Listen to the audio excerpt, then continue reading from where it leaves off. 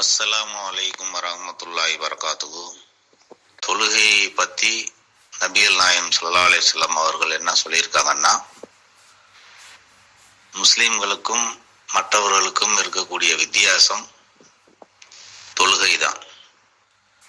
அதனால தொழுகை அந்த அளவுக்கு ஒரு முக்கியமான ஒரு செய்தியாகவும் இருக்குது. அதே மாதிரி அல்லாஹ்வும் தன்னுடைய வேதத்துல என்ன சொல்றான்னா, மனிதர்களையும் ஜின்களையும் என்னை வணங்குவதற்காகவே அன்றி வேற எதற்கும் நான் படைக்கவில்லை அப்படிங்கன்னு அல்லாஹ்வும் சொல்றான். இந்த வரிசையில யாரிடத்திலே பேணுதலான தொழுகை இல்லையோ அவர்களுக்கு ஏற்படக்கூடிய இந்த உலகத்துல அல்லது மறுமையில ஏற்படக்கூடிய ஒரு சில விஷயங்களை நாம வரிசையா பார்க்கலாம்.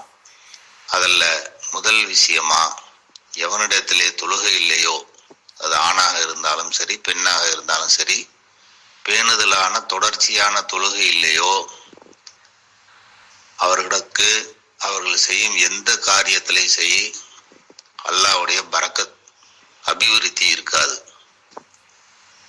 பார்க்கறதுக்கு தோற்றத்துல இருப்பாங்களே தவிர அந்த இறைவனுடைய மறைமுகமான பரக்கத்துக்கிற உதவியை, அந்த அபிவிருத்தியை அவங்க இழந்த நிலையில தான் நாளைக்கு மறுமையில அவங்க கைசேதமுற்ற நிலையில இருப்பாங்கன்னு சொல்லி நபிகள் நாயகம் ஸல்லல்லாஹு அலைஹி வஸல்லம் அவர்கள் சொல்லியிருக்காங்க.